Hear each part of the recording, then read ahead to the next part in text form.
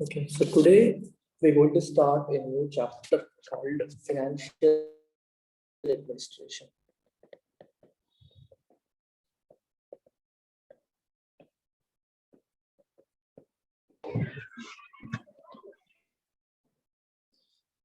Very important and very easy compared to other chapters of public administration, part one.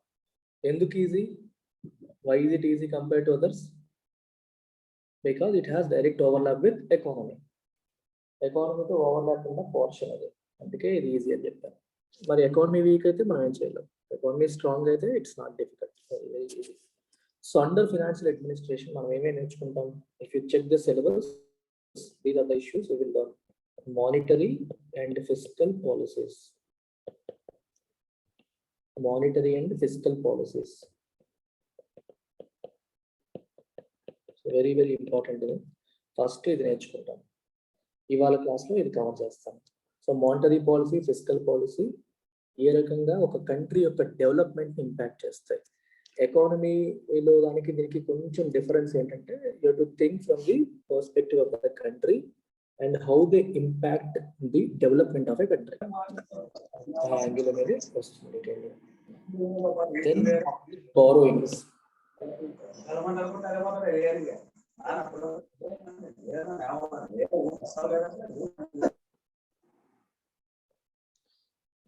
Public borrowings and debt. Public borrowings and debt అనేది next topic that we will learn. తర్వాత budget. Budget లో different types of budget ఏంటి, process ఏంటి, what is the process for budget, and now financial accountability. What is the meaning of this? ఎవరైనా చెప్పగలరా? What is the meaning of financial accountability? Anyone?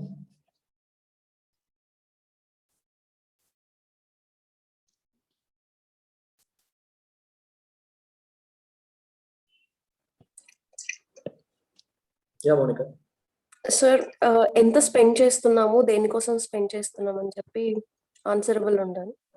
Yeah, so government has to be answerable and there has to be an external agency or another agency which audits their accounts and audit. So these four constitute financial administration as far as your syllabus is concerned. Simple గా చెప్పాలంటే what is financial administration? Everything that deals with money. Right, మనీతో deal చేసే ప్రతి ఒక్కటి కూడా everything is part of financial administration. గవర్నమెంట్కి అవసరమైన money ఏ రకంగా వస్తుంది, ఆ మనీని ఏ రకంగా స్పెండ్ చేస్తున్నారు, and what is the process of raising that money, what is the process of spending it, what are different policies that the government adopts, does the government have enough money for the expenditure that is required? If the government doesn't have enough money, how can it borrow? All these aspects, ఇక్కడ borrowing program వచ్చింది, budget process ఏంటి, what are the different types of budget ఏంటి, అలాంటివన్నీ ఇక్కడ వచ్చేసాయి, and monetary fiscal policies వచ్చేసాయి. So today's class, let's focus on monetary and fiscal policies. Sir ఒకసారి administration అంటే బ్రీఫ్ గా చెప్పరా? So what is your understanding of administration? You tell me. I mean, how do you manage things? That's it. Okay. What is public administration? What is private administration? Private administration and the public administration. Yes, sir, broad level లో చెప్పాలంటే there are two things. ఒకటి politics, ఇంకొకటి అడ్మినిస్ట్రేషన్. Politics is policy making.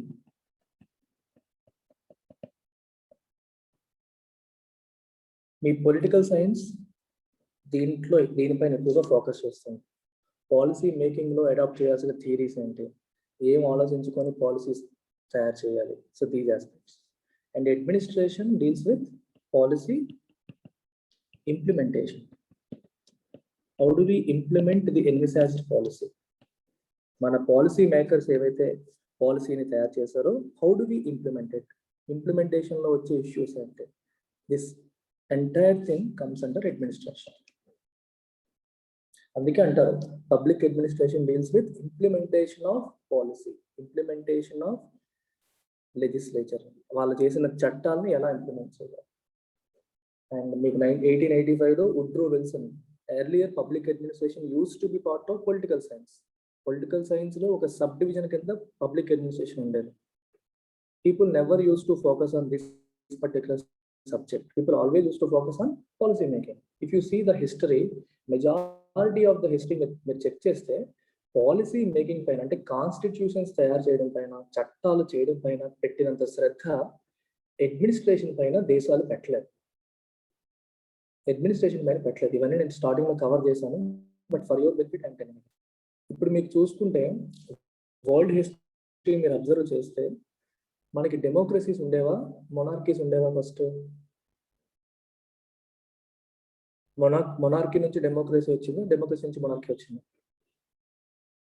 Monika, monarchy to democracy. So మొనార్కీలో ఎవరు పరిపాలిస్తారు? రాజు, king ఉంటాడు, కింగ్ పరిపాలిస్తాడు. సో పాలసీ ఎలా ఉండాలి, ఎలా పరిపాలించాలి, రూల్స్ ఏంటి అని వాళ్ళకి ఏమైనా అవసరమా? Do they have a strong constitution? No. Whatever the king decides is the rule. Whatever the king says is the norm. So they did not need to have a strong constitution. The moment countries transformed from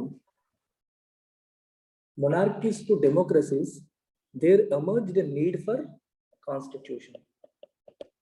So democracy kochinapudu, there has to be a fundamental law of land. One single person cannot dictate stuff. ఈ దేశంలో చట్టాలు ఎలా ఉండాలి, ఎలా నడుచుకోవాలి, rules ఏంటి, civil services ఉన్నాయి, recruitment ఎలా చేయాలి, what is the procedure, election ఎలా కండక్ట్ చేయాలి, what is the procedure, legislators ఎలా ఎన్నుకోవాలి, what is the procedure, executive ఎలా ఫామ్ చేయాలి, వాట్ ఈస్ ద ప్రొసీజర్. ఇవన్నీ కూడా it has to B laid down in a single book, and that book is called constitution, the fundamental or basic law of the land.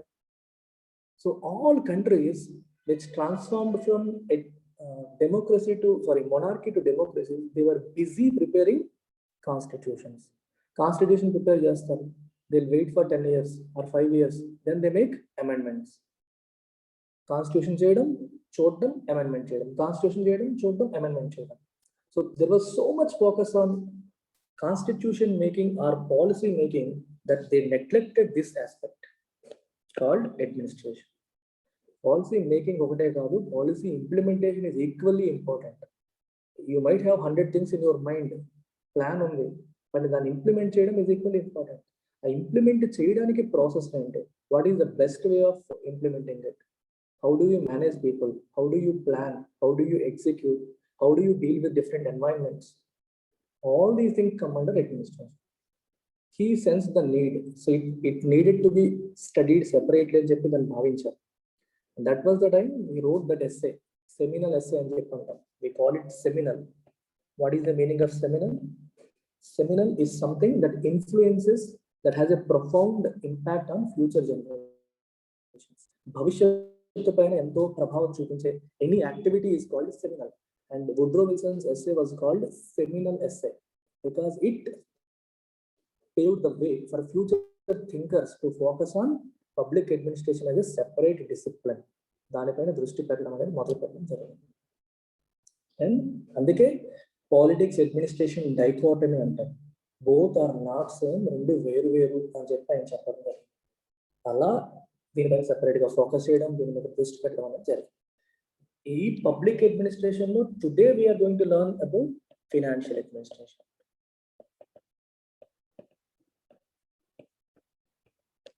And we also have something called administrative law. అవి కూడా ఉంటాయి. So different aspects ఉంటాయి. ఇవాళ మనం నేర్చుకునేది financial administration. ఇందులో మనం ఇవాళ ఫోకస్ చేసే 2 ఆస్పెక్ట్స్ అంటే monetary policy and fiscal policy.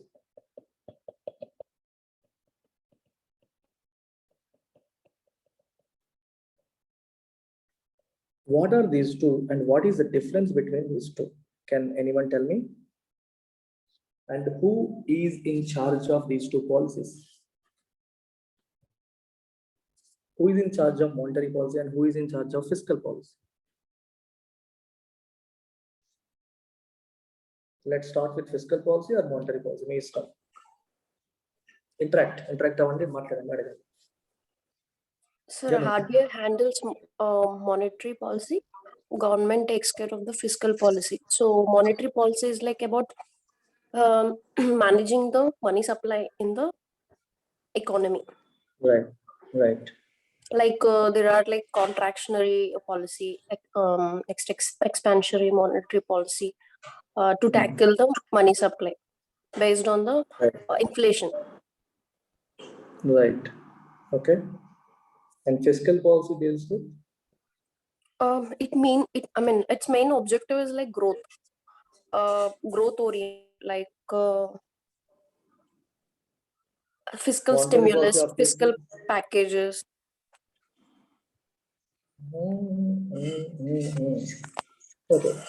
Okay.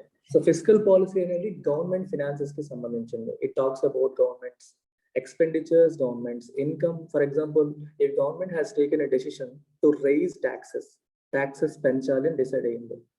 So do you call it a part of fiscal policy? Yes. Government has decided to spend 10,000 crores in infrastructure. Is it part of fiscal policy? Yes. Anything that the government does with respect to money is part of its larger fiscal policy. Anything that Reserve Bank of India does with respect to money supply is part of monetary policy.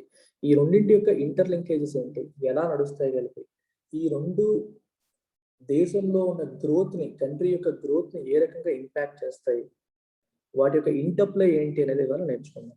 ఎవరికైనా doubts ఉంటే you can keep asking, I will answer. Beginners కూడా అడగాలంటే అడగచ్చు. So let's begin with this monetary policy.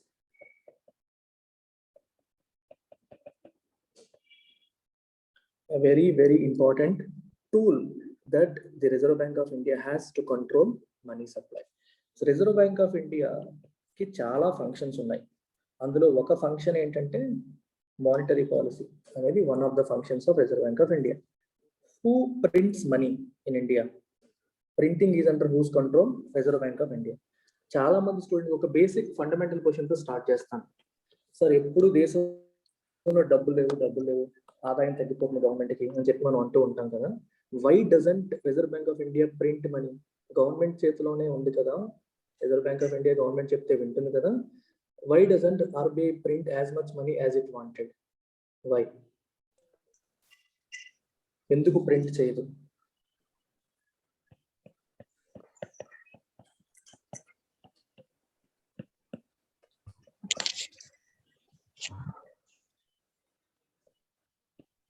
Monica, can you answer? Yes, sir. People hand లో spending money అనేది increase అవుతుంది, so that prices will go up, so inflation increase అవుతుంది. Right. So when Reserve Bank of India prints more money, what happens? The supply of money in the country, in the economy పెరిగిపోతుంది. Money supply పెరిగిపోతుంది ఒక్కసారి.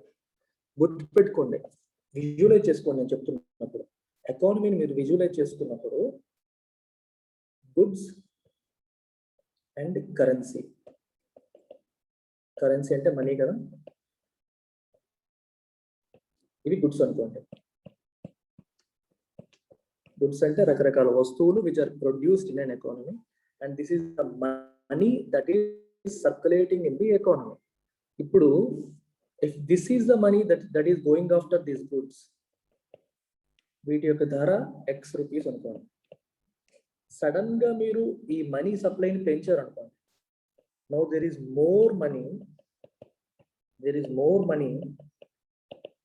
going after the same limited amount of goods. Number of goods పెరిగిపోతాయా? పెరగవు. ఎందుకంటే country యొక్క production capacity sudden గా మారిపోతుందా? మారిపోదు.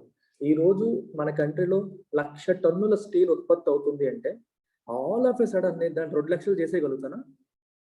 చెప్పండి, మీరు చేయగలుగుతాం? మనం చేయలేము. We cannot increase the production capacity all of a sudden, but we can increase the money supply immediately. Then government చేతిలో ప్రింటింగ్ మెషిన్ ఉంది, RBI can immediately print money and money supply increase చేసేయచ్చు. So goods అనేవి same ఉన్నాయి, limited number of goods ఉన్నాయి. And when you have more money chasing fewer goods, ఆ goods యొక్క value పెరుగుతుందా తగ్గుతుందా? ఇంక్రీజెస్. అదర్స్ పార్టిసిపేట్ అందరూ కూడా పెరుగుతుందా లేదా? మనం చేపల మార్కెట్కి వెళ్ళాం, పులస చేపలు ఉన్నాయి, ఇద్దరు వెళ్తే ఒకలా ఉంటది, 10 మంది వెళ్ళి నాకు ఆ పులస చేపే కావాలంటే ఏం చెప్తాడు? పెంచేస్తాడు కదా రేటు. అంతే, డిమాండ్ పెరిగిపోయింది, మనీ సప్లై పెరిగిపోవడం వల్ల డిమాండ్ పెరిగిపోయింది, డిమాండ్ పెరిగిపోవడం వల్ల వస్తువుల యొక్క ధరలు పెరుగుతాయి. It leads to inflation. సరే, ఇన్ఫ్లేషన్ అయింది, అయితే ప్రాబ్లం ఏంటి మోనికా? ఇన్ఫ్లేషన్ వస్తే వాట్ ఈస్ ద ప్రాబ్లం? వస్తే రాని సో మనీ వాల్యూ అనేది తగ్గిపోతుంది, నామినల్ వాల్యూ. లైక్ 10 rupees కి మేబీ ఒక 5 years బ్యాక్ ఫ్యూ గూడ్స్ వస్తాయి. సో అదే 10 rupees కి అవి రావు, ఇంకా పెరుగుతుంది. Purchasing power of the rupee goes down. Very good. So దీనివల్ల ఏమవుతుంది? పర్చేసింగ్ పవర్ తగ్గిపోతుంది, కొనుగోలు శక్తి. మనీ మనం తింటామా డైరెక్ట్ గా? We don't eat money, right? We will use money to buy goods and services which we consume. నేను కేఎఫ్సీకి వెళ్ళి chicken తినాలనుకుంటాను, 500 ఉంటే 500తో chicken కొనుక్కొని తింటాను, కేఎఫ్సీ చికెన్. కానీ 500 తినలేను కదా. ఇప్పుడు కేఎఫ్సీలో ఉండే చికెన్ యొక్క రేట్ పెరిగింది అనుకోండి, నేను 500తో ఇంతకుముందు నాకు బకెట్ చికెన్ వచ్చేది, ఇప్పుడేమో రావట్లేదు, హాఫ్ బకెట్ వచ్చింది. నా దగ్గర ఉన్న 500 సేమే ఉంది, కానీ చికెన్ ధర పెరగడం వల్ల నా చేతికి వచ్చే చికెన్ తగ్గిపోయింది, 500 అలాగే ఉంది. సో నా పర్చేసింగ్ పవర్ తగ్గిపోయింది. సో పర్చేసింగ్ పవర్ తగ్గినప్పుడు ఎవరు ఎక్కువగా సఫర్ అవుతారు? The rich or the poor?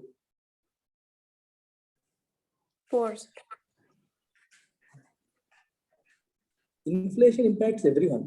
Rich ని ఇంపాక్ట్ చేస్తుంది, పూర్ ని ఇంపాక్ట్ చేస్తుంది. కానీ మనం పూర్ గురించి ఎక్కువ మాట్లాడతాం, ఎందుకు? Rich can afford the hit, rich దాన్ని ఎఫర్ట్ చేయగలరు, కానీ పూర్ ఎఫర్ట్ చేయలేరు, పూర్ ఎఫర్ట్ చేయలేరు. సరే, పర్చేసింగ్ పవర్ తగ్గింది అని మాట్లాడుతున్నాం, మరి పర్చేసింగ్ పవర్ తగ్గడం వల్ల పూర్ ఏమో ఎఫర్ట్ చేయలేరు, ఎఫర్ట్ చేయలేకపోవడం వల్ల ఏమవుతుంది?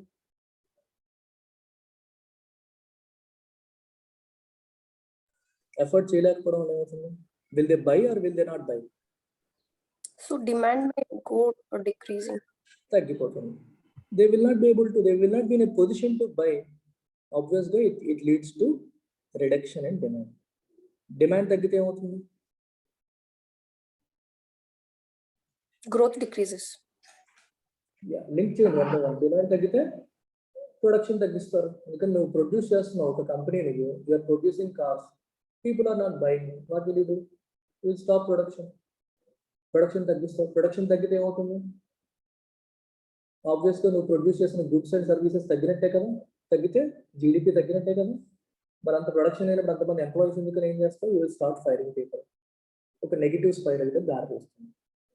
So excessive inflation is not good for economy. అలాగే deflation is also not good for economy.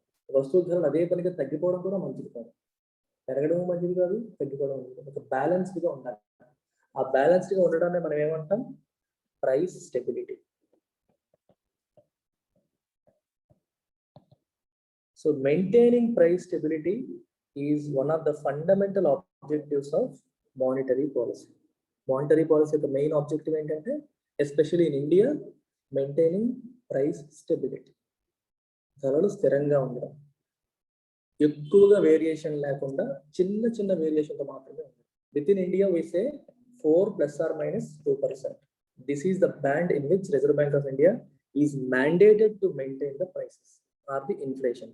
Inflation ఈ రేంజ్ లో మెయింటైన్ చేయాలి అనేది government of India, reserve bank of ఇండియాకి ఇచ్చిన మ్యాండేట్.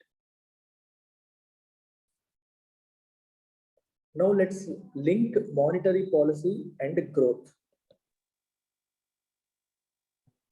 నేను డిఫరెంట్ కండిషన్స్ చెప్తాను, దానికి మానిటరీ పాలసీకి మీరు లింక్ చెప్పండి. I will talk about different situations. Now you tell me what the government should do using monetary policy, or the RBI should do using monetary policy. Okay, first ఏం చెప్తానంటే monetary policy లో మనం ఏం మాట్లాడతాం? Controlling money supply అని చెప్తాం. Money సప్లైని control చేయడం అని చెప్తాం. మనీ సప్లైని ఎలా కంట్రోల్ చేస్తుంది RBI? What are the tools for it? So there are quantitative and qualitative tools. What is it? What are quantitative tools? Tell me few. Yes, a repo rate, reverse repo rate, Okay, let us say bank repo rate. Okay, how does repo rate impact money supply? Repo rate అంటే RBI నుంచి banks తీసుకునే loans money మీద interest rate. So అది increase అయితే banks there by అది people కి transfer చేస్తారు. Like ఎక్కువ ఇంట్రెస్ట్ రేట్ ఉంటే బ్యాంక్స్ కూడా పీపుల్ కి ఎక్కువ ఇంట్రెస్ట్ రేట్ కి లెండ్ చేస్తుంది. అది తక్కువ అయితే తక్కువకి లెండ్ చేస్తుంది. So thereby it affects the money within the economy. Right. ఇప్పుడు రెపో రేట్ అంటే అర్థం ఏంటి? The rate at which banks borrow money from RBI for short term needs. Short term needs కోసం general గా repo over night repo అంటారు. Repo is generally taken for one night, one day, and there are 14-day repos, short term repos, weekly repos, తర్వాత చాలా చాలా వచ్చాయి.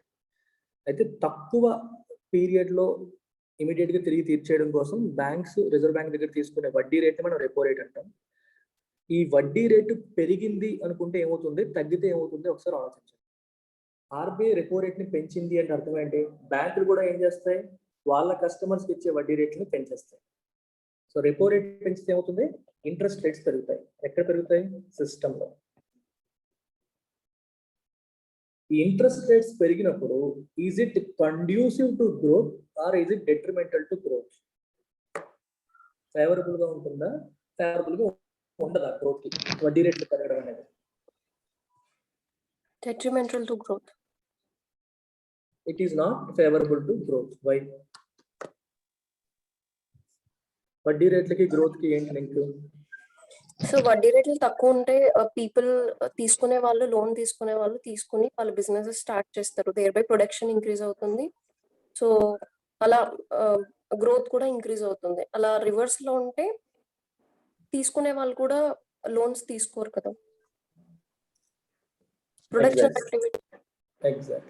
So ఎప్పుడైనా చూస్తే మీరు రిసెషనరీ పీరియడ్ లో, అంటే ఎకానమీ బాగా లేని పరిస్థితుల్లో, గ్రోత్ బాగా తక్కువ ఉండే టైంలో మీరు అబ్జర్వ్ చేస్తే లాస్ట్ ఇయర్ ఆర్బీఐ రెపో రేట్లు తగ్గించిందా పెంచిందా చెప్పండి. Whoever following current affairs, repo రేట్లు తగ్గించిందా పెంచిందా లాస్ట్ ఇయర్ అంతా? తగ్గించింది సార్. తగ్గించుకుంటూ వచ్చింది. ఎందుకు తగ్గించుకుంటూ వచ్చింది? Because it wanted to support the industry. ఇండస్ట్రీని సపోర్ట్ చేయాలనుకుంది. వడ్డీ రేట్లు తగ్గిస్తే ఇండస్ట్రీని ఏ రకంగా సపోర్ట్ చేస్తాం? ఇండస్ట్రీ కెన్ గెట్ క్రెడిట్ అంటే అప్పు ఎట్ లో ఇంట్రెస్ట్, లో రేట్, తక్కువ వడ్డీకే ఇండస్ట్రీకి లభిస్తుంది. ఏంటి లభిస్తుంది? క్రెడిట్ అంటే అప్పు. తక్కువ వడ్డీకే లభించడం వల్ల ఇండస్ట్రీకి ఉన్న అడ్వాంటేజ్ ఏంటి, కంపెనీకి ఉన్న అడ్వాంటేజ్ ఏంటి? ఇప్పుడు నేను 6% వడ్డీకి తీసుకున్నాను అనుకోండి, నేను 10% ప్రాఫిట్ జనరేట్ చేసినా నాకు సరిపోతుంది. అదే నేను 16% వడ్డీకి అప్పు తీసుకున్నాను అనుకోండి, నేను ఎంత ప్రాఫిట్ జనరేట్ చేయాలి? మోర్ దాన్ 16%, 18%, 20% ప్రాఫిట్ రావాలి నాకు ఆ మనీ మీద. And that puts pressure on the organisation. వడ్డీ రేట్ తక్కువగా ఉండేటప్పుడు company can fund its expansion ని ఫండ్ చేసుకోగలుగుతుంది. తక్కువ వడ్డీకి వస్తుంది కదా, ఇమీడియట్ గా ప్రెషర్ ఉండదు. వడ్డీ ఇంట్రెస్ట్ కాంపోనెంట్ అనేది బర్డెన్ సమ్ గా ఉండదు. సో కంపెనీ కెన్ ఫండ్ చేయగలుగుతుంది, ముందుకెళ్ళగలుగుతుంది. So that's one aspect of it. So monetary పాలసీని ఉపయోగించి ఒక కంట్రీలో, ఇప్పుడు మన కంట్రీలో తీసుకుంటే ఇండస్ట్రీ సఫరింగ్ అని అనిపించేటప్పుడు ఆర్బీఐ ఏం చేయొచ్చు? It can reduce interest rates తగ్గించడం ద్వారా ఫేవరబుల్ క్రెడిట్ ఎన్వైరన్మెంట్, అప్పు తీసుకునే ఎన్వైరన్మెంట్ క్రియేట్ చేయడం ద్వారా ఇండస్ట్రీని సపోర్ట్ చేయవచ్చు. ఇండస్ట్రీని సపోర్ట్ చేస్తే ఆటోమేటిక్గా గ్రోత్ మెల్లగా పికప్ అవుతుంది. గ్రోత్ పికప్ అవడం వల్ల companies produce more and more goods, which in a direct way contributes to growth of the GDP growth కి contribute చేస్తాయి. అర్థమైందా?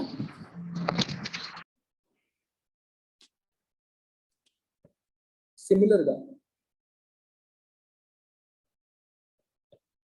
ఇంట్రెస్ట్ రేట్స్ ఇందాక మాట్లాడిన ప్రైస్ స్టెబిలిటీ యాంగిల్ ఆల్రెడీ మాట్లాడేసాం. So let's talk about growth angle. Interest rates తగ్గించడం అనేది growth కి దోహదపడుతుంది అని చెప్పి నేను చెప్పాను, బాగానే ఉంది. Now there is one more aspect which I want to talk. Developing countries లో లైక్ ఇండియా లాంటి డెవలపింగ్ కంట్రీస్ లో జనరల్ గా ఇంట్రెస్ట్ రేట్స్ ఎక్కువ ఉంటాయి. డెవలప్డ్ కంట్రీస్ తో కంపేర్ చేస్తే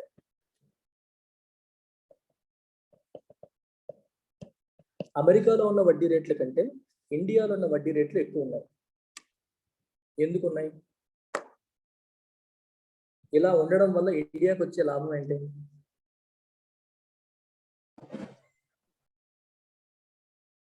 అమెరికాలో మీకు హోమ్ లోన్కి 2% వచ్చేస్తుంది, ఇండియాలో మీకు 6 to 7% అలా పడుతుంది. డెవలప్డ్ కంట్రీస్ తో పోల్చుకుంటే మనకి వడ్డీ రేట్లు ఎక్కువగా ఉండడం అనేది ఒక రకంగా బెనిఫిషియల్ అని చెప్పి నేను అంటున్నాను. వై? డిపాజిట్ మీద ఇంక్రీజ్ అవుతుంది కదా సార్, ఐ మీన్ ఎక్కువ వడ్డీ వస్తుంది. ఎవరికి వస్తుంది? నేను అంటుంది కంట్రీకి ఏ రకంగా ఉపయోగం? ఇన్వెస్టర్స్ కి.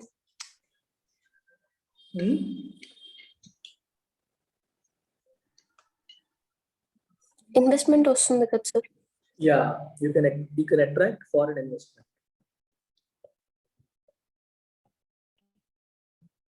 ఇప్పుడు అమెరికాలో ఉన్నాడు, అమెరికాలో పెట్టుకుంటే 2% వస్తుంది, వాడు ఇండియాలో పెడితే ఎక్కువ వడ్డీ ఉందనుకో, ఏం చేస్తాడు? He will be attracted to put his money in India. ఆ రకంగా విదేశీ ఇన్వెస్టర్స్ ని మనం అట్రాక్ట్ చేయడానికి హై ఇంట్రెస్ట్ రేట్ రిజీమ్ అనేది హెల్ప్ చేస్తుంది. So you always have to balance everything. ఒకవైపు గ్రోత్ చూసుకోవాలి, ఇంకోవైపు విదేశీ ఇన్వెస్ట్మెంట్ ని అట్రాక్ట్ చేయాలని కూడా ట్రై చేయాలి. ఎందుకు విదేశీ ఇన్వెస్ట్మెంట్ ని అట్రాక్ట్ చేయాలి?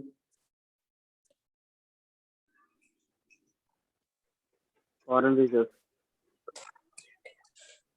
What is BOP? Balance of payments. Balance of payments. So ఇండియాకి balance of payments position favourable గా ఉంటుందా, నెగిటివ్ గా ఉంటుందా? India exporting country, importing country, net imports. Net imports అంటే మనం బయట వాళ్ళకి పే చేయాల్సింది ఎక్కువ, మనకు వచ్చేది ఎక్కువ? మనం పే చేయాల్సింది ఎక్కువ. మనం పే చేయాల్సింది ఎక్కువ అంటే కంట్రీ నుంచి బయటికి వెళ్ళే కరెన్సీ ఎక్కువ ఉంటుంది, లోపలికి వచ్చే కరెన్సీ తక్కువ ఉంటుంది. So it is negative. ఏది negative? Current account negative. You call it current account. Current account is what? Exports minus imports. ఇండియాలో అది ఎప్పుడు నెగిటివే, ఎందుకంటే మనకి ఇంపోర్ట్స్ ఎక్కువ ఉంటాయి, ఎక్స్పోర్ట్స్ తక్కువ ఉంటాయి. సో దీన్ని బ్యాలెన్స్ చేయడం కోసం ఇండియా ఏం చేస్తుంది? Capital account. క్యాపిటల్ అకౌంట్ పాజిటివిటీని మెయింటైన్ చేస్తుంది. క్యాపిటల్ అకౌంట్ అంటే అర్థం ఏంటి? ఇన్వెస్ట్మెంట్స్. మన దేశంలో వేరే వాళ్ళు పెట్టే ఇన్వెస్ట్మెంట్స్ ఎంత, మన దేశానికి చెందిన వాళ్ళు విదేశాల్లో పెట్టిన ఇన్వెస్ట్మెంట్స్ ఎంత. సో విదేశీయులు మన దేశంలో పెట్టేది ఎక్కువ ఉందనుకోండి, క్యాపిటల్ అకౌంట్ పాజిటివ్. ఒకటి గుర్తుపెట్టుకోండి, ఇది ఎక్స్టర్నల్ సెక్టర్ లో మనం నేర్చుకుంటాం, but everything is important here. ఇవన్నిటి మీద అవగాహన లేకుండా ఏ ఆన్సర్ రాయలేదు. Everything is interlinked. Balance of payment గురించి మాట్లాడేటప్పుడు ఒకే విషయం గుర్తుపెట్టుకోవాలి. The money that is coming in is positive for the country. The money that is going out is negative. And good.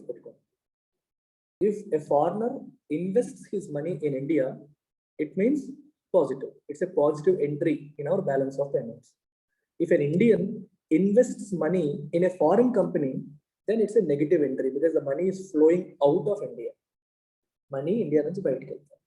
అలాంటివన్నీ మీరు చూసినప్పుడు high interest rate regime maintain చేయడం వల్ల, వడ్డీ రేట్లు కొంచెం డెవలప్డ్ కంట్రీస్ తో కంటే బెటర్ గా మెయింటైన్ చేయడం వల్ల we can attract foreign countries. Foreign countries వాళ్ళని మన దేశంలో ఇన్వెస్ట్ చేసేలాగా చేయొచ్చు. అలా చేయడం ద్వారా మనకి ఈ కరెంట్ అకౌంట్ డెఫిసిట్ ఏదైతే చెప్పానో, ఎక్స్పోర్ట్స్ మైనస్ ఇంపోర్ట్స్ నెగిటివ్ ఉంటుంది చూడండి, ఇది దీని ద్వారా బ్యాలెన్స్ వస్తుంది. ఆ రకంగా ఇంట్రెస్ట్ రేట్స్ అనేది ఎక్కువ ఉండడం అనేది హెల్ప్ చేస్తుంది. This is also one thing that RBI keeps in mind all the time. RBI is the custodian of forex reserves. India lo foreign exchange reserves maintain chesedi evaru? Reserve Bank of India. So it takes care of these things also.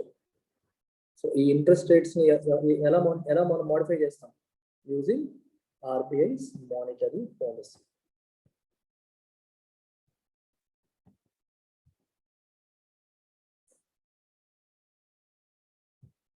Using RBI's monetary policy.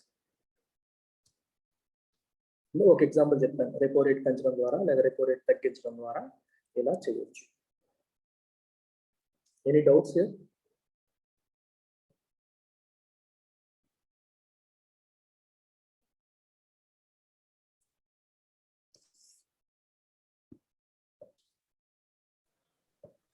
No, sir.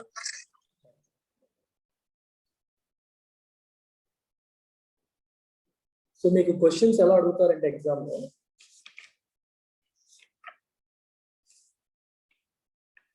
ఇది 2018లో public administration పేపర్లో అడిగిన question చూడండి. ఇలాగే అడిగారు పాత question. Monetary policy of a country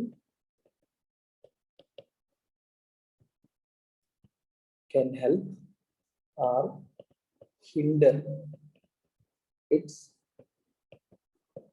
development process.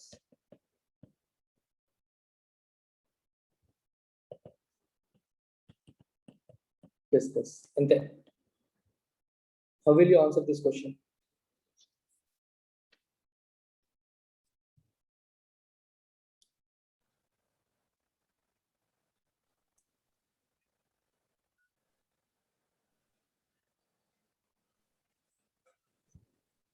So rates, I mean, ఇప్పటిదాకా discuss చేసింది like interest rate increase చేసి. First, you define what is monetary policy.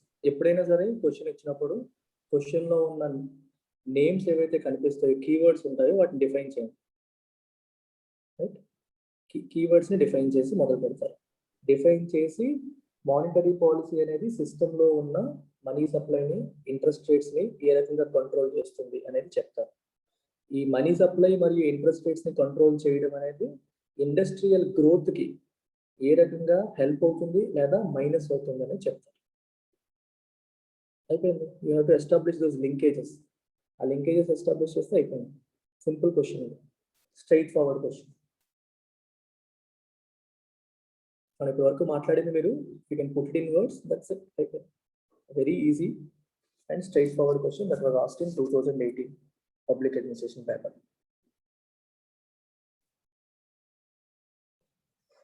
So one question, monetary policy lo term monetary ki no fiscal policy lo term fiscal ki difference ఏంటి sir? I mean both are related to money only. Yeah, అదే చెప్పాను నేను. Monetary policy predominantly deals with money supply. Fiscal policy predominantly deals with government money spending. Okay. Government చేసేది అది, RBI చేసేది, central bank చేసేది అని monetary policy. మీరు dictionary meaning తీసుకుంటే రెండు same. Both deal with money. Both of them deal with money dictionary పరంగా తీసుకుంటే. సో మన ఎకానమీలో వీళ్ళు మెన్షన్ చేసింది ఏంటంటే సెంట్రల్ బ్యాంక్స్ డీల్ చేసే పాలసీని మానిటరీ పాలసీ అన్నారు, అండ్ గవర్నమెంట్స్ తీసుకునే నిర్ణయాలను ఫిస్కల్ పాలసీ అన్నారు. ఇప్పుడు మానిటరీ పాలసీలో లెట్స్ గో లిటిల్ టెక్నికల్. ఇందాక మాట్లాడినట్టు ఎక్స్పాన్షనరీ మానిటరీ పాలసీ అన్నాను అనుకోండి. What is the meaning of this expansionary monetary policy? And contractionary monetary policy. Expansionary monetary policy ఏంటి, కాంట్రాక్షనరీ మానిటరీ పాలసీ అని చెప్పాలి. Try to tell me the meaning.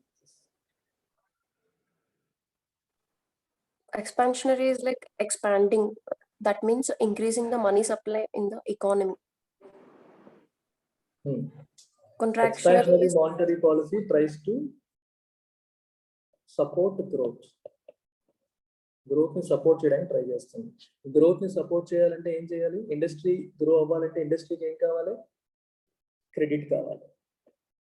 Credit అంటే money కావాలి. Money supply పెరగాలి. మీరు బ్యాంకుల చేతుల్లో ఉన్న మనీ పెరిగింది అనుకోండి, బ్యాంకులు ఏం చేస్తాయి చెప్పండి? వాళ్ళ దగ్గర పెట్టుకుంటే వాళ్ళకి ఏమొస్తుంది? They will go after companies. నేను లోన్ ఇస్తామని ఇలా లోన్ అప్లై చేయగానే లోన్లు వస్తూ ఉంటాయి. ప్లస్ 4-5 బ్యాంకుల దగ్గర మనీ ఉందనుకోండి, బ్యాంకులు ఒకరిదొకరు పోటీ పడతాయి.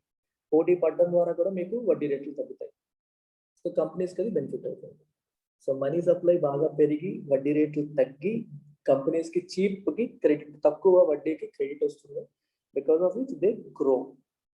So that is expansionary monetary policy. What is contractionary monetary policy? Exact opposite of that. ఈ ఎక్స్పాన్షనరీ మానిటరీ పాలసీ వల్ల ప్రాబ్లమ్స్ ఏంటి?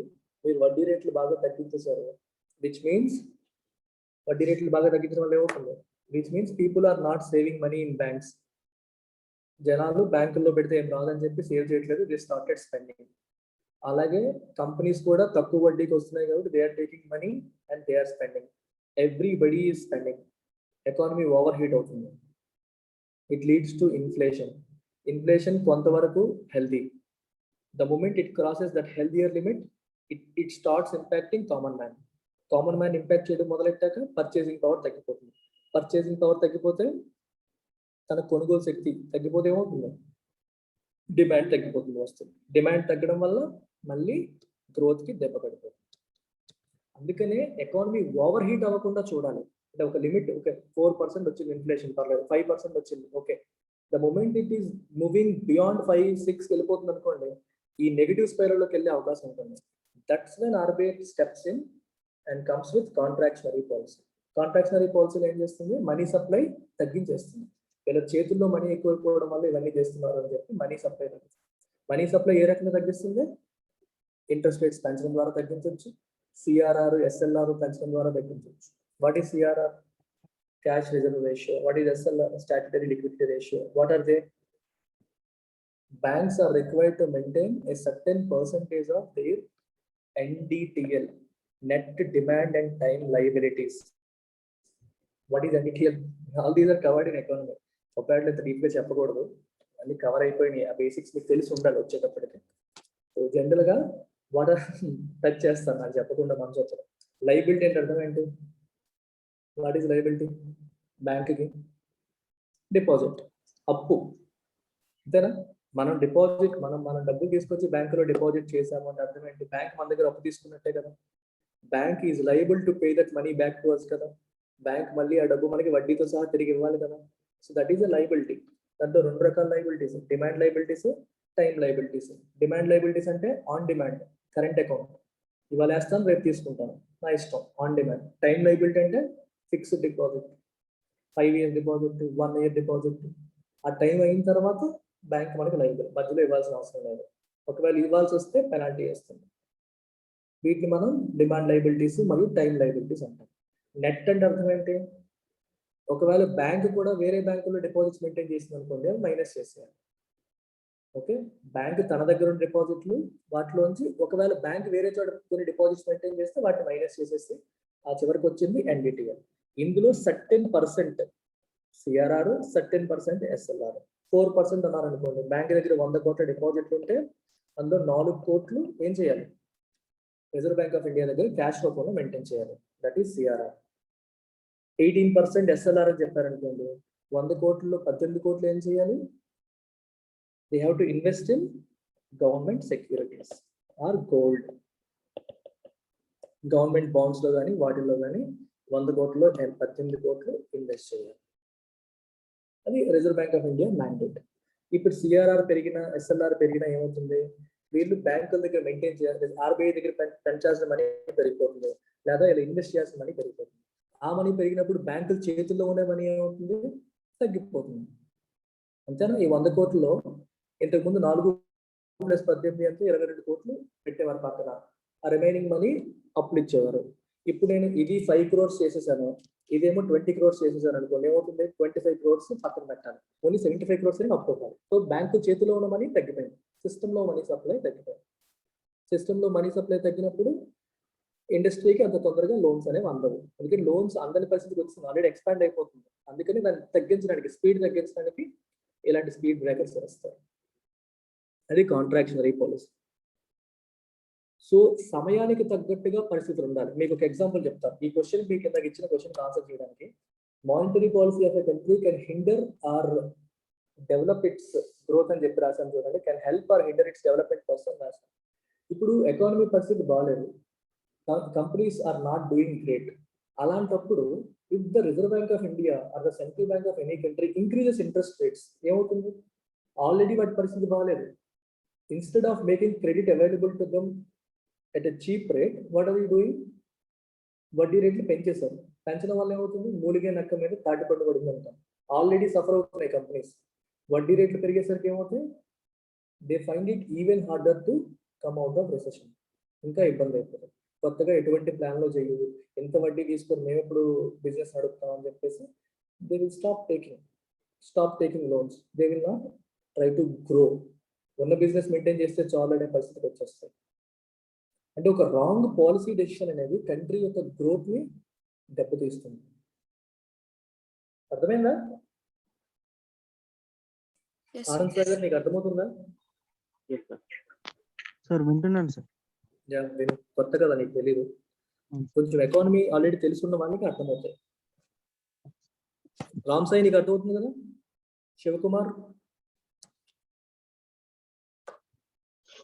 ఎస్ సార్, అర్థం చేసుకోవడానికి ట్రై చేస్తున్నాను. ట్రై చేయండి, పర్లేదు. రామ్ సాయికి అర్థం అవ్వాలి, విన్నాడు ముందు నుంచి, సో తనకి అర్థం అవ్వాలి. సో చాలా మంది కొత్త వాళ్ళే, but try to pick it up. Everything is interlink. Life లో ప్రతి టాపిక్ లో కూడా ప్రతిదీ కూడా ఇంటర్లింక్ అవుతుంది ఒకదానితో ఒకటి. సో ట్రై టు ఇవన్నీ మనం బ్యాంకింగ్ సెక్టర్ లో మాట్లాడతాం. సో ఈ చాప్టర్ కి మీరు కావాలంటే ఆల్రెడీ ఆ బ్యాక్గ్రౌండ్ ఉండాలి. ఆప్షనల్ ఎప్పుడు కూడా ఎలా అంటే మనకి జిఎస్ కాన్సెప్ట్స్ అన్ని తెలిసి ఉంటే ఇట్ బికమ్స్ ఈజీ. లేకపోతే ఇక్కడ నుంచి ఫండమెంటల్స్ అనేది చెప్పాలంటే మనకి డబుల్ అయిపోతుంది వర్క్. సో ఎలాగో మనం చెప్పొచ్చు. So this is about monetary policy. Now come, let's talk about fiscal policy. So fiscal policy deals with what? Taxation, expenditures, government expenditures, government income, వీటిని డీల్ చేస్తుంది fiscal policy. Now let's say రెండు scenarios చెప్తాను. Fiscal policy ఏ రకంగా ఎకానమీని impact చేస్తుంది అని చెప్పడానికి I will talk about 2 scenarios. So scenario 1 వచ్చేసి ఎకానమీ is bad. అంటే ప్రెసెంట్ ఉన్న పరిస్థితి అనుకోండి, ఎకానమీ ఇస్ బ్యాడ్. ఎకానమీ పరిస్థితి బాగాలేనప్పుడు గవర్నమెంట్ ఎటువంటి ఫిస్కల్ పాలసీ టేకప్ చేస్తుంది? Again you have 2 policies, expansionary, contractionary. Expansionary అంటే గ్రోత్ ని సపోర్ట్ చేసేలాగా, కాంట్రాక్షనరీ అంటే కొంచెం బ్రేక్ వేసేలాగా. ఓకే, ఎక్స్పాన్షనరీ పాలసీ చేయాలంటే గవర్నమెంట్ స్పెండింగ్ పెంచాలా తగ్గించాలా? తగ్గించాలి. ఐ మీన్ పెంచాలి. పెంచాలి. Government has to spend a lot. Why? Government spend చేయడానికి ఎకానమీ గ్రో అవడానికి సంబంధం ఏంటి? గవర్నమెంట్ స్పెండ్ చేస్తే ఏమవుతుంది? పీపుల్ హ్యాండ్ లో మనీ ఉంటుంది.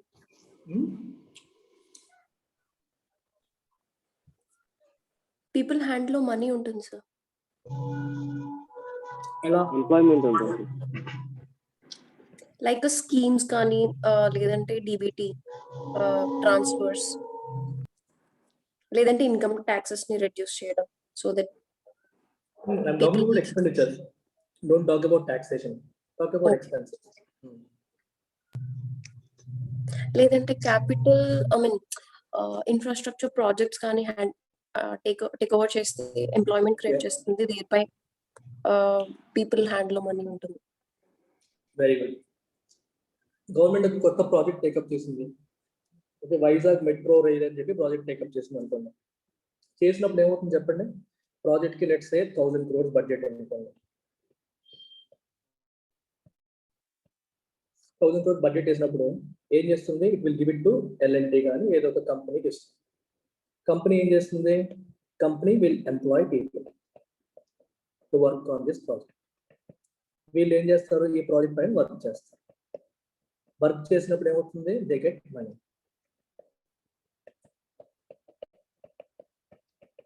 కష్టపడ్డారు కాబట్టి వాళ్ళు శాలరీ తీసుకుంటారు.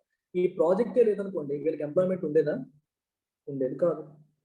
ప్రాజెక్ట్ ఉంది కాబట్టి, ఎంప్లాయ్మెంట్ వచ్చింది కాబట్టి చేతిలోకి మనీ వచ్చింది. వీళ్ళ చేతిలో వచ్చిన మనీ ఏం చేస్తారు? వీళ్ళు దే బై. ఏం కొంటారు? Goods and services. They by goods and services. ఇప్పుడు ఈ ప్రాజెక్ట్ లేదనుకుంటే, ఎంప్లాయ్మెంట్ లేకపోతే, చేతిలో క్యాష్ లేకపోతే ఈ గుడ్స్ అండ్ సర్వీసెస్ కొనగలి ఏంటి? గుడ్స్ అండ్ సర్వీసెస్ అంటే అర్థం ఏంటి? ఒక నేను సైకిల్ కొనుక్కోవాలనుకున్నాను, నాకు పని లేదు, చేతిలో డబ్బులు లేవు, నేనేం కొంటాను? ఇప్పుడు నాకు మంచి ప్రాజెక్ట్ వచ్చింది, వర్క్ ఉంది, క్యాష్ వచ్చింది, దాంతో నేను బైక్ కొంటాను, మోపెడ్ కొంటాను, ఏదైనా కొనుక్కోగలుగుతాను. ఏం లేనప్పుడు ఏమీ కొనుక్కోలేము. సో చేతిలో మనీ ఉంటేనే కదా ఏదైనా కొనగలుగుతారు. ఇందాక నేను ఇంట్రెస్ట్ రేట్స్ పరంగా చెప్పాను, అది రిజర్వ్ బ్యాంక్ ఆఫ్ ఇండియా చేసే పని. ఇప్పుడు ఏం చెప్తున్నాం, గవర్నమెంట్ ఆఫ్ ఇండియా ఏ రకంగా ఎకానమీని హెల్ప్ చేస్తుంది, ఇది పీపుల్కి. ఇటువైపు చూడండి, మరి కంపెనీకి కూడా హెల్ప్ చేస్తున్నట్టే డైరెక్ట్గా. ఎల్ఎన్టీ కంపెనీ సఫర్ అవుతుంది సరిగ్గా నడపలేక. Government is coming up with lots of projects. Government అన్ని పనులు తను చేయలేదు కదా, కాంట్రాక్ట్ చేయాలి, కాంట్రాక్ట్ ఇవ్వాలి, ఈ పని మీరు చేయండి, ఈ పని టాటా ఇన్ఫ్రాస్ట్రక్చర్కి ఇచ్చేయండి, ఈ పని రిలయన్స్ ఇన్ఫ్రాస్ట్రక్చర్కి ఇచ్చేయండి. సో డిఫరెంట్ ప్రాజెక్ట్స్ వస్తాయి, ఒక్కొక్క ప్రాజెక్ట్ ఒక్కొక్క కంపెనీకి వెళ్తుంది. So different companies get work, so they get money. Because they get work, they employ more people, so people get employment. Because they are getting employment, they also get salaries, which means they get money. If they get money, they'll spend. వాళ్ళు money spend చేయడం వల్ల మళ్ళీ ఎకానమీలో కదలిక వస్తుంది. ఎకానమీలో కదలిక రావట్లేదంటే అర్థం ఏంటి, there are no purchases happening, there are no sales happening. Money is not rotating, తిరగట్లేదు, చేతులు మారట్లేదు, ఒకే చోట స్టాండ్ స్టిల్ అయిపోతుంది. When people have enough cash, they'll spend. When they spend, there will be increase in sales. Sales పెరిగితే companies బాగుంటాయి, companies బాగుంటే employments ఉంటాయి, ఎంప్లాయ్మెంట్స్ ఉంటే మళ్ళీ వాళ్ళ చేతిలో మనీ వస్తుంది, వాళ్ళ చేతిలో మనీ ఉంటే వాళ్ళు మళ్ళీ కొంటారు, వాళ్ళు మళ్ళీ కొంటే మళ్ళీ గుడ్స్ యొక్క సేల్స్ పెరుగుతాయి, సేల్స్ పెరిగితే మళ్ళీ కంపెనీస్ బాగుంటాయి. ఇది ఒక పాజిటివ్ స్పైరల్, ఇది బిల్డ్ అవుతుంది. By way of spending more money, government can act the economy in a positive way. అర్థమైందా? Now let's come to taxation. Taxation ఉపయోగించి గ్రోత్ ని ఎలా ఇంపాక్ట్ చేస్తుందో చెప్పండి. ఎకానమీ పరిస్థితి బాగాలేదు, మళ్ళీ ఎకానమీ ఇస్ బ్యాడ్, ట్యాక్స్లు పెంచాలా తగ్గించాలా? తగ్గించాలి. తగ్గించడం వల్ల ఏంటి ఉపయోగం? డిస్పోజబుల్ ఇన్కమ్ అనేది ఇంక్రీజ్ అవుతుంది. Very good. Everything comes down to cash in the hand of consumer. Consumer చేతిలో ఉన్న క్యాష్ దగ్గరికి వచ్చేస్తుంది మొత్తం తిరిగి. మన చేతిలో ఇనఫ్ క్యాష్ ఉంటేనే ఏదైనా చేయగలుగుతాము. కన్జ్యూమర్ చేతిలో అంటే కామన్ మ్యాన్ చేతిలో క్యాష్ ఉండడానికి ఏమేమి చేయాలో ఆలోచించండి, దాన్ని బట్టి ఆన్సర్లు వచ్చేస్తాయి. ట్యాక్స్ తగ్గించింది అనుకోండి గవర్నమెంట్, నేను ఒక గవర్నమెంట్ ఎంప్లాయీని, ట్యాక్స్ తగ్గింది, ఇంతకుముందు నాకు 30,000 వచ్చేది, ఇప్పుడు 32,000 వచ్చింది. So what happened, my disposable income, నేను స్పెండ్ చేయగలిగే మనీ పెరిగింది. నేను స్పెండ్ చేయగలిగే మనీ పెరిగినప్పుడు నేను ఏం చేస్తాను, ఐ టెండ్ టు స్పెండ్. ఎప్పుడు వచ్చేదానికంటే నీ దగ్గర ఎక్కువ వచ్చినప్పుడు ఇంతకుముందు వచ్చేదానికి పెట్టేదానికంటే ఎక్కువ ఖర్చు పెడతాను. అలా ఎక్కువ ఖర్చు పెట్టడం వల్ల ఏమవుతుంది, ఇందాక చెప్పిన సైకిలే, people spend money. What happens when people spend money? Sales పెరుగుతాయి, డిఫరెంట్ గుడ్స్ అండ్ సర్వీసెస్ యొక్క సేల్స్ పెరుగుతాయి. పెరగడం వల్ల ఏంటి ఉపయోగం, వాటిని ప్రొడ్యూస్ చేసే కంపెనీలు లాభపడతాయి. అవి లాభపడడం వల్ల మనం అనుకుంటాం కంపెనీ వాడికి లాభం, కంపెనీ వాడికి లాభం వల్ల ఎవరికి మంచిది, కంపెనీ వాడు యొక్క ఎంప్లాయీస్కి కదా ఇస్తాడు శాలరీస్. వాడు గ్రో అయ్యాడంటే ఇంకో 10 మందికి ఎంప్లాయ్మెంట్ వస్తుంది కదా, ఆ ఎంప్లాయ్మెంట్ వస్తే మరి వాళ్ళ ఫ్యామిలీలు బతుకుతాయి కదా, వాళ్ళ చేతిలోకి మనీ వెళ్తాయి కదా. ఇలా ఆలోచించాలి. So government can influence the growth of the economy by way of taxation and also expenditure policies. వాటి ద్వారా కూడా గవర్నమెంట్ ఎకానమిక్ గ్రోత్ ని ఇన్ఫ్లుయెన్స్ చేయగలదు.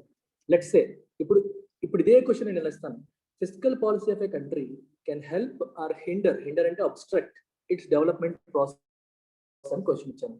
ఏం చేస్తారు? Take a scenario, corporate is already doing bad. If the government decides to increase the taxes, ఏమవుతుంది, already వాళ్ళ పరిస్థితి బాగాలేదు, not enough profits are getting generated, employees సరిగ్గా శాలరీస్ ఇవ్వలేకపోతున్నారు. ఆ టైంలో గవర్నమెంట్ ట్యాక్స్లు పెంచింది అనుకోండి, ఏమవుతుంది, వాళ్ళ చేతికి మిగిలే ప్రాఫిట్ ఇంకా తగ్గిపోతుంది. ఈరోజు 30 కోట్ల ప్రాఫిట్ వచ్చింది కాస్త 25 కోట్లకు తగ్గిపోయింది. ఇంకా చేతిలో వచ్చిన మనీ తగ్గిపోతే వాళ్ళు ఇంకా ఫ్యూచర్ ప్రాజెక్ట్స్ ఏమైనా చేయగలుగుతారా? చేయలేరు. సో ఉన్నదిలా మెయింటైన్ చేద్దామని ఆగిపోతారు. When they get into that kind of a loop, again development comes to a standstill. Development అయిపోతుంది. అంటే రాంగ్ టైమింగ్ అనేది ఎప్పుడు ఉండకూడదు. అప్పటికున్న ఎకానమీకి ఉన్న సిచ్యువేషన్ బట్టి governments have to take actions. The economy is bad, then the fiscal policy has to be favorable. Fiscal policy favorable గా ఉండాలంటే ట్యాక్సులు తగ్గాలి, గవర్నమెంట్ ఎక్స్పెండిచర్ పెరగాలి. మానిటరీ పాలసీ ఎలా ఉండాలి, ఎకానమీ బ్యాడ్గా ఉన్నప్పుడు వడ్డీ రేట్లు తగ్గాలి, మనీ సప్లై పెరగాలి. ఓకేనా? అదే economy is doing super good అనుకోండి, అప్పుడు government can increase taxes, can reduce expenditure, ఎందుకంటే థింగ్స్ ఆర్ ఆల్రెడీ గుడ్. ఇలాంటి టైంలో గవర్నమెంట్ ఎక్కువగా స్పెండ్ చేయాల్సిన పని లేదు. It can reduce expenditure, increase taxes and increase it's ఖజానా. తన ట్రెజరీ నింపుకోవాలి ఆ టైంలో. నింపుకొని ఎప్పుడు మన ఎకానమీ బాగోదో ఆ టైంలో ఆ మనీని వాడాలి. All this is Keynesian economics.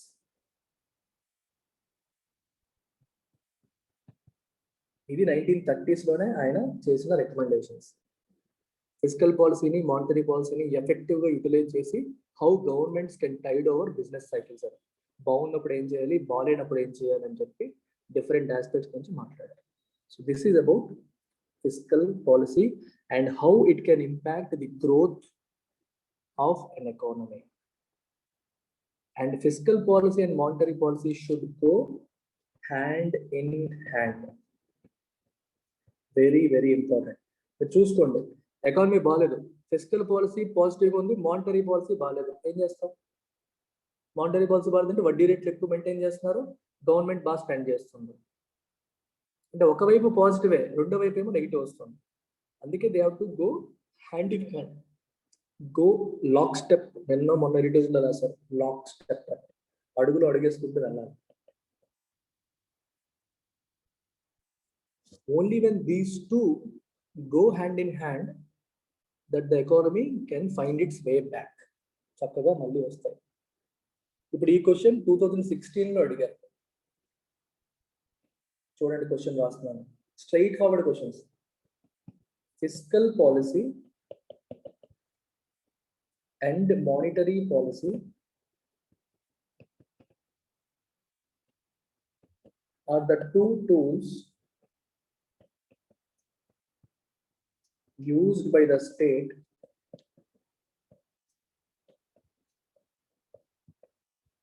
to achieve its macroeconomic objectives.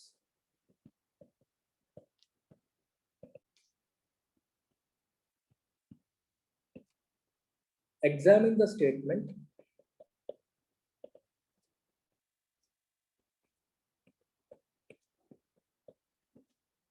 and point out the differences between the tools.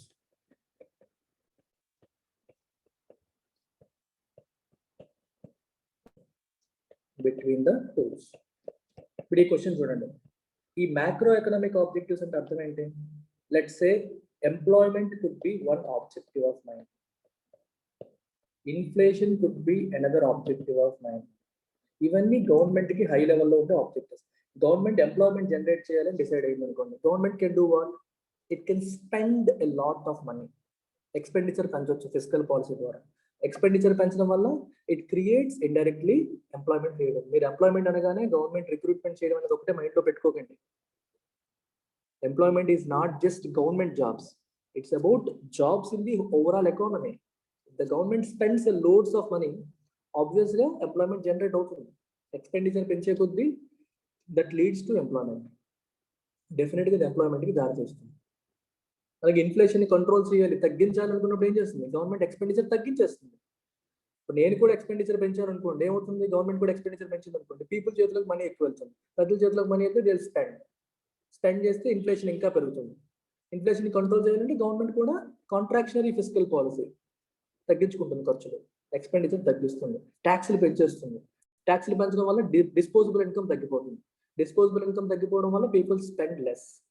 చేతిలో ఉన్న మనీ తగ్గితే వాళ్ళ స్పెండింగ్ తగ్గిస్తారు. స్పెండింగ్ తగ్గిస్తే ఆటోమేటిక్గా ఇన్ఫ్లేషన్ కంట్రోల్ అవుతుంది. అంటే ఫిజికల్ పాలసీకి ఇన్ఫ్లేషన్ కూడా లింక్ ఉంటుంది, గ్రోత్ కి లింక్ ఉంటుంది, ఇన్ఫ్లేషన్ కి లింక్ ఉంటుంది. అండ్ గ్రోత్ ఇన్ఫ్లేషన్ బ్యాలెన్స్డ్ గా వెళ్ళాలి. గ్రోత్ కోసం విపరీతంగా favourable macro monetary policy, favourable physical policy పెట్టామనుకోండి, it might lead to inflation. So inflation అదుపులో ఉంటూ ఎంత గ్రోత్ పాసిబుల్ అయితే అంత గ్రోత్ మనం ట్రై చేస్తూ ఉంటాం. లేకపోతే ఈ పెరిగిపోయిన ఇన్ఫ్లేషన్ గ్రోత్ ని ఆపేస్తుంది. సో ఆ పరిస్థితి రాకుండా చూడాలి. విజువలైజ్ చేయగలుగుతున్నారా ఓవరాల్ గా? Can I ask you, shall I ask you some questions? అడగనా? చెప్తారా ఎవరైనా? ట్రై చేయండి.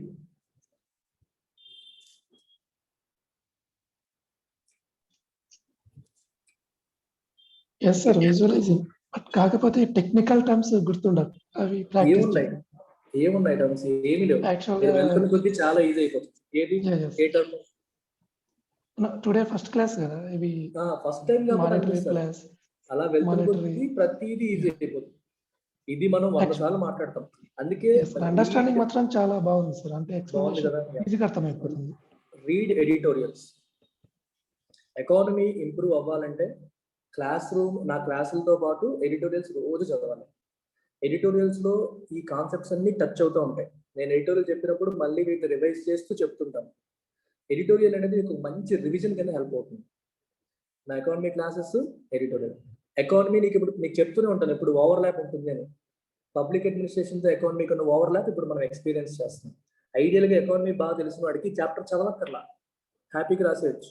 కొంచెం అడ్మినిస్ట్రేటివ్ యాంగిల్, టెర్మినాలజీ కొంచెం ఆ యాంగిల్లో రాయాలంటే, అంతకంటే ఏం లేదు. చాలా ఈజీ టాపిక్. ఎడిటోరియల్స్ మాత్రం మస్ట్ అండ్ షుడ్ గా చదవాలి. ఎస్పెషల్లీ ఆప్షనల్స్ ప్రిపేర్ అయ్యే వాళ్ళు, జిఎస్ తో పాటు ఆప్షనల్స్ ప్రిపేర్ అయ్యే వాళ్ళు ఎడిటోరియల్స్ అరే మస్ట్. ఒకటి కాదు, 3-4 చదవడం మొదలు పెట్టాలి. జిఎస్ వరకు 1-2 ఆప్షనల్స్ కొంతవరకు పనిచేస్తాయి, కానీ అండ్ ఆప్షనల్స్కి వెళ్ళేటప్పుడు పబ్యాడ్ గురించి కానీ ఎస్పెషల్లీ పిఎస్ఐఆర్ గురించి కానీ కావాలంటే లోడ్స్ ఆఫ్ ఎడిటోరియల్స్ చదవాలి. చదువుతూనే ఉండాలి. చదివే కొద్దీ మీకు నాలెడ్జ్ బిల్డ్ అవుతుంది. ఇట్స్ ఎ ప్రాసెస్, ఒక రోజులో రాదు. Long term process. మెల్లగా ప్యారలల్గా చదువుతూ ఉంటాం. రీడింగ్ స్పీడ్ కూడా పెరుగుతుంది. నాకు ఇంగ్లీష్ రాదు అని వీక్నెస్ అనుకునే వాళ్ళు అలా మైండ్లో పెట్టుకుంటే ఎప్పటికైనా ఉండిపోతారు. If you start reading today, స్లోగా నీ స్పీడ్ పెరుగుతుంది. అది పెద్ద కష్టం అయితే కాదు. పూర్తిగా మానేస్తారు అనుకోండి, ఇంగ్లీష్ రాదని ఆగిపోయారు అనుకోండి, ఇంకా అక్కడే అయిపోతారు, ఎప్పటికీ మూవ్ అవ్వరు. ఒక 6 నెలలు కష్టపడ్డారంటే మీ రీడింగ్ స్పీడ్ పెరుగుతుంది, మీ అండర్స్టాండింగ్ లెవెల్స్ పెరుగుతాయి. You will be able to deal them in a different manner. ఈ లోపు స్టాటిక్ పోర్షన్ అవుతూ ఉంటుంది, సబ్జెక్ట్ నేర్చుకుంటూ ఉంటారు, నేను చెప్పే ఎడిటోరియల్స్ వింటూ ఉంటారు, స్లోగా పికప్ అయిపోతారు. So it's not all difficult. So ఇవి questions, 2 questions which were asked from previous years.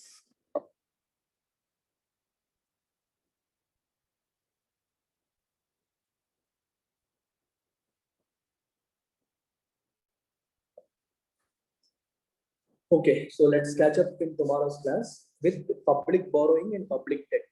Sir, Yeah. మన ఇండియన్ గవర్నమెంట్ విదేశాల నుంచి డిఫెన్స్ కి సంబంధించి చాలా పర్చేస్ చేస్తూ ఉంటారు సార్, రీసెంట్ గా యుద్ధ విమానాలు అలాంటివి. So is it comes under physical policy or monetary policy? అదే అండ్ మన ఎకానమీని ఏ విధంగా ఎఫెక్ట్ చేస్తుంది? అదే కదా ఇందాక నేను మాట్లాడేటప్పుడు, you remember I spoke about BOP, balance of payments అని ఒక మాట్లాడాను. బ్యాలెన్స్ ఆఫ్ పేమెంట్స్ లో ఏంటి, కరెంట్ అకౌంట్, క్యాపిటల్ అకౌంట్ అని ఉంటాయి. ఇవన్నీ మనం ఎక్స్టర్నల్ సెక్టర్ క్యాపిటల్ నేర్చుకుంటాం. కానీ ప్రస్తుతానికి నువ్వు అడిగిన క్వశ్చన్ వరకు చూడు. Exports, imports. నువ్వు చెప్పింది ఇంపోర్టా ఎక్స్పోర్టా? ఇంపోర్ట్ పెరిగిందా తగ్గిందా? ఎక్కువ యుద్ధ విమానాలు గట్రా చేసుకుందంటే గవర్నమెంట్ ఏం చేయాలి? ఏ కరెన్సీలో పే చేయాలి? రూపీస్ లోనే, డాలర్స్ లోనే? డాలర్స్ లో పే చేయాలి వాళ్ళకి. డాలర్స్ లో పే చేసినప్పుడు మన దగ్గర రిజర్వ్స్ ఏమైపోతాయి? ఖర్చు అయిపోతాయి, తగ్గిపోతాయి. రిజర్వ్స్ అనేవి తగ్గిపోతూ ఉంటాయి. రిజర్వ్స్ అనేవి తగ్గిపోతాయి. అందుకని గవర్నమెంట్ ఏం చేయాలి? అది నేను ఆల్రెడీ ఆన్సర్ చేశాను నేను ఇందాక చెప్పినప్పుడు. నీకు ఇంపోర్ట్స్ పెరిగిపోయి ఎక్స్పోర్ట్స్ తగ్గినప్పుడు నీ కరెంట్ అకౌంట్ నెగిటివ్ అయిపోతుంది. ఎక్స్పోర్ట్ మైనస్ ఇంపోర్ట్ ని కరెంట్ అకౌంట్ అంటారు. కరెంట్ అకౌంట్ నెగిటివ్ అయిపోతే అర్థం ఏంటి? There is more money that is going out of the country than coming in. Money అంటే ఇక్కడ డాలర్స్ పెట్టుకోండి. ఎక్కువ డాలర్లు దేశం నుంచి బయటకు వెళ్తున్నాయి, బయట నుంచి లోపలికి వచ్చేవి తక్కువ ఉన్నాయి, బయట నుంచి లోపలికి వెళ్ళే డాలర్లు ఎక్కువ ఉన్నాయి. సో కాబట్టి మనం పే చేయాల్సిన డాలర్స్ ఎక్కువ ఉండిపోయాయి. ఇప్పుడు చూడండి, $100 మిలియన్ లోపలికి వచ్చాయి అనుకోండి, కంట్రీ లోపలికి. ఎలా వస్తాయి? మనం ఎక్స్పోర్ట్ చేస్తే వస్తాయి. రకరకాల వస్తువులు మనం ఎక్స్పోర్ట్ చేస్తే కొనే వాళ్ళు డాలర్స్ లో పే చేస్తారు, కాబట్టి కంట్రీకి ఈ రూపంలో మనీ వచ్చింది. మీకు ఇంకా సింపుల్ ఎగ్జాంపుల్, ఇతను ఒక business man, is an exporter, is an importer. Exporter ఏం చేశాడు? తన గూడ్స్ ని విదేశాలకు పంపించాడు. విదేశాల నుంచి తనకి ఏమొచ్చింది? డాలర్స్ వచ్చాయి. ఈ డాలర్ తీసుకొచ్చి ఏం చేస్తాడు? ఆర్బీఐకి ఇస్తాడు. ఇచ్చి తను ఏం తీసుకుంటాడు? రూపీ తీసుకుంటాడు. సో రిజర్వ్ బ్యాంక్ దగ్గరికి ఏం చేరింది? డాలర్స్ చేరాయి. ఎక్స్పోర్ట్స్ చేసినప్పుడు మన చేతిలోకి డాలర్స్ ఆ రకంగా వస్తాయి. ఇంపోర్ట్స్ అయినప్పుడు ఏం జరుగుతుంది? He is getting the good from the other country, so is paying in dollars. ఈ డాలర్స్ లో పే చేయాలంటే ఏం చేయాలి? He goes to RBI, he gives rupee, he takes dollars. So RBI చేతుల నుంచి డాలర్స్ ఏమైపోయి బయటకు వెళ్తాయి. ఇంపోర్ట్స్ ఎక్కువగా చేసినప్పుడు ఏమవుతుందంటే రిజర్వ్ బ్యాంక్ దగ్గర నుంచి డాలర్స్ బయటకు వెళ్ళిపోతూ ఉంటాయి. ఎక్స్పోర్ట్ జరిగినప్పుడు బయట నుంచి డాలర్స్ లోపలికి వస్తూ ఉంటాయి. ఇప్పుడు ఇంపోర్ట్స్ ఎక్కువ, ఎక్స్పోర్ట్స్ తక్కువ ఉన్నప్పుడు రిజర్వ్ బ్యాంక్ దగ్గర నుంచి పోయింది $100 million అనుకుంటే, సారీ వచ్చింది $100 million అనుకుంటే, పోయింది $150 million అనుకుంటే, అప్పుడు ఏమైంది?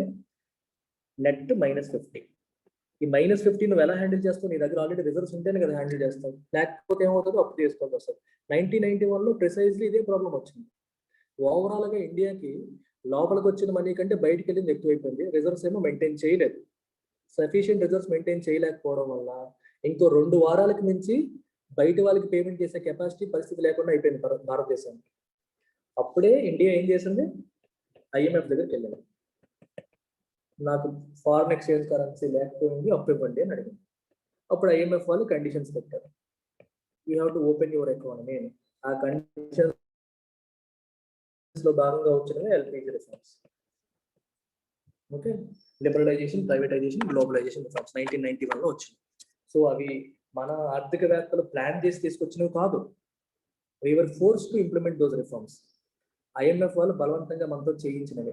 అయితే అదృష్టం కొద్దీ మనకి ఆ టైంలో ఉన్న ప్రధానమంత్రి మరియు ఆర్థిక మంత్రి తెలివైన వాళ్ళు అవ్వడం, ఎకానమీ మీద, ఎకనామిక్ రిఫార్మ్స్ మీద అవగాహన కలిగి ఉండడం వల్ల దాన్ని వాళ్ళు పాజిటివ్ గా తీసుకున్నారు. క్రైసిస్ లోంచి ఆపర్చునిటీని ఆయన చూశారు. చూడడం అనేది మంచి చేసింది. పొలిటికల్ అపోజిషన్ ఎప్పుడు వస్తుంది. ఒక విదేశానికి చెందిన సంస్థ మన దేశానికి కండిషన్స్ పెట్టడం ఏంటి అని ఆబ్వియస్ గా there will be loads of political opposition. There was a lot of political opposition. ప్రతిపక్ష పార్టీలన్నీ కూడా వాళ్ళు చెప్పడం ఏంటి, వాళ్ళు చెప్పింది మనం చేయడం ఏంటి, మన దేశానికి విదేశీ సంస్థలు కంట్రోల్ చేయడం ఏంటి, ఇంటర్నేషనల్ ఆర్గనైజేషన్ ఎలా కంట్రోల్ చేస్తాయి, మన సావరెనిటీ ఏమైపోతుంది. ఒక దేశం అనేది ఇంకొక సంస్థ చెప్పిన కండిషన్స్ కి తలొగ్గిందంటే నీ సావరెనిటీ, సార్వభౌమాధికారం పోయినట్టే కదా అని చెప్పి లాట్ ఆఫ్ అపోజిషన్ వచ్చినప్పటికీ ఇదే ఒక అవకాశంగా భావించి వాళ్ళు ఇంప్లిమెంట్ చేశారు. అది మంచి చేసింది. ఇప్పుడు ఎక్కువగా మనం ఇంపోర్ట్ చేసుకున్నప్పుడు ఆటోమేటిక్ గా మీకు ఫారెన్ ఎక్స్చేంజ్ రిజర్వ్స్ తగ్గిపోతాయి. అందుకనే నీకేం చెప్పాను ఇందాక, ఇంట్రెస్ట్ రేట్స్ ఎక్కువగా మెయింటైన్ చేయడం వల్ల ఏంటి బెనిఫిట్? ఈ విదేశీ ఇన్వెస్టర్స్ వాళ్ళ దేశంలో 2% 3% వడ్డీ వస్తుంది, ఇండియాలో అయితే ఎక్కువ వస్తుందని చెప్పి ఇండియాలో డబ్బులు పెడతారు. ఇండియాలో డబ్బులు పెట్టినప్పుడు ఏమవుతుంది? వాళ్ళు ఎక్కడికి రావాలి? ఆర్బీఐకి రావాలి. ఆర్బీఐకి వచ్చి వాళ్ళ డాలర్లు ఆర్బీఐకి ఇచ్చి మన దగ్గర రూపీస్ కొనుక్కోవాలి. ఈ రూపీస్ కొనుక్కునే కదా ఇండియాలో ఇన్వెస్ట్ చేస్తారు. ఇండియాలో ఇన్వెస్ట్ చేయాలంటే డాలర్స్ ఇన్వెస్ట్ చేయలేరు కదా, రూపాయలతో చేయాలి.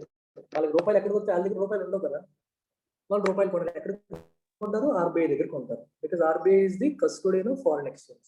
ఫారెక్స్ మార్కెట్ రెగ్యులేట్ చేసేది రిజర్వ్ బ్యాంక్ ఆఫ్ ఇండియా. నేను ఒక ఎక్స్టర్నల్ ఇన్వెస్టర్ ఇండియాలో ఇన్వెస్ట్ చేయాలి, దగ్గర డాలర్స్ ఉన్నాయి, నా దగ్గర రూపాయలు లేవు. రూపాయలు లేకుండా ఇండియాలో ఇన్వెస్ట్ చేయలేను. డాలర్లు పట్టుకుని ఆర్బీఐ దగ్గరికి వెళ్తాను, ఆర్బీఐకి డాలర్లు ఇస్తాను, రూపాయలు తీసుకుంటాను, ఇన్వెస్ట్ చేస్తాను. So reserve bank of India చేతికి ఇప్పుడు ఏమొచ్చాయి? డాలర్లు వచ్చాయి. ఈ రకంగా రిజర్వ్ బ్యాంక్ ఆఫ్ ఇండియా ఈ నెగిటివిటీని ఈ రకంగా బ్యాలెన్స్ చేస్తుంది. అర్థమైందా? Yes sir. Om Prakash. Yes sir, clearly understand. Simple ఇదంతా. ఎకానమీ అసలు చిన్నపిల్లల సబ్జెక్ట్, చాలా ఈజీ. ఇవాళ క్లాస్లో, ఆఫ్లైన్ క్లాస్లో అడిగాను, ఒక ఎంతమంది ఉన్నారు? 15 మంది ఎంతమంది ఉన్నారు క్లాస్లో వైజాగ్లో. మీకు ఏ సబ్జెక్ట్ అన్నిటికంటే కష్టం అని అడిగాను. అడిగితే 14 మంది ఉన్నారు క్లాస్లో. అందులో 8 మంది ఎకానమీ కష్టం అని చెప్తారు. 6 మిగిలిన 3 కలిపి 6, హిస్టరీ, పాలిటిక్స్, జోగ్రఫీ కలిపి 6, ఎకానమీకి ఒక్కలే 8 మంది చెప్తారు. ఎందుకు కష్టం అంటే అందరూ ఇచ్చిన ఆన్సర్ ఒకటే, ఆన్సర్ కూడా ఒకటే, జర్గన్, టెర్మినాలజీ, చాలా పదాలు వస్తాయి, భయం వేస్తాయి. కానీ ఎకానమీ ఈజీ అని నేను అంటాను. ఎందుకంటాను? ఆ టెర్మినాలజీ అర్థం చేసుకుంటే అయిపోయిందిగా. You don't need to remember much. ఇదంతా మనం బట్టి కొట్టాలి. ఇవాళ చెప్పింది బట్టి కొట్టక్కర్లేదు. You just have to get used to the terminology. ఆ పదాలను అర్థం చేసుకోవడం 2-3 సార్లు చూస్తే అలవాటు అయిపోతుంది. విజువలైజ్ చేసుకోవాలి మెంటల్గా విజువలైజ్ చేసుకుంటే పిక్చర్ ఫామ్ అయిపోతుంది. మైండ్లో పిక్చర్ ఫామ్ అయిపోయిందంటే మీరు మర్చిపోరు. ఇంకా ఈ స్టోరీ అప్పటికీ మర్చిపోరు. ఎలా మనీ వస్తుంది, ఎలా వెళ్తుంది, ఏం జరుగుతుంది, యూ గెట్ ఎక్సైటెడ్. అది మీకు మెయిన్స్ ఆన్సర్ రైటింగ్ హెల్ప్ అవుతుంది. ఫిలిమ్స్ లో ఎంసీక్యూస్ హ్యాండిల్ చేసినప్పుడు కూడా ఈ కాన్సెప్చువల్ అండర్స్టాండింగ్ హెల్ప్ చేస్తుంది. This is one subject where you don't need to mug up much, where you don't need to memorise much. ఆ రకంగా ఇట్స్ ఎ బ్యూటిఫుల్ సబ్జెక్ట్. అన్ని conceptual subjects అంతే. ఇప్పుడు ఆప్షనల్ తీసుకున్నా సరే public administration is conceptual, PSIR is conceptual. They go with concepts. Conceptual understanding తో వెళ్తాయి. మీరు హిస్టరీ ఆప్షనల్, geography ఆప్షనల్ వెళ్ళారంటే మళ్ళీ చాలా మెమరైజ్ చేయాల్సిన స్టఫ్ ఉంటుంది. వాటికి దీనికి అదే డిఫరెన్స్. ఇవి మీకు కష్టంగా ఉంటాయి, కానీ if you understand the concept, if you understand the thought process of the thinker, చాలా వరకు వెస్టర్న్ థింకర్స్ గురించి నేర్చుకోవాలి. వాళ్ళు ఎందుకు ఇలా రాశారు, ఎందుకు ఏం ఆలోచించారు. You understand the thought process, you can build on it. దాన్ని బట్టి మీరు రాసేయచ్చు. కష్టం కాదు. అండర్స్టాండింగ్ ఈజ్ డిఫికల్ట్, అది నా పని కదా. I will make it easy for you. మీకు అర్థమైన చెప్పే రెస్పాన్సిబిలిటీ నాది. సో మీరు అటెన్షన్ పే చేసి విన్నారంటే చాలు. You will easily pick up and you will master it. ఓకేనా?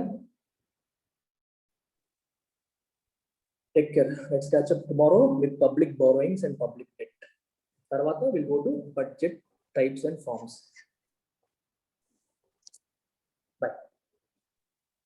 Bye, sir.